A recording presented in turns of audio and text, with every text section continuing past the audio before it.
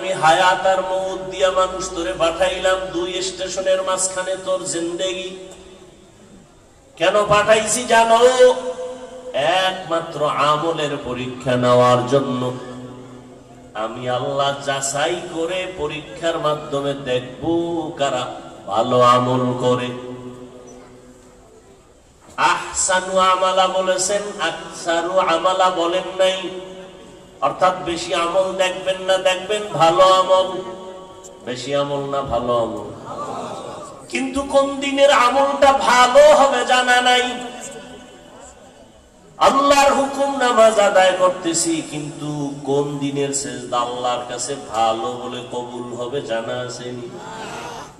এ কারণে আমল বন্ধ করা যাবে না। চালায় যাও, চালায় যাও, চালায় যাও।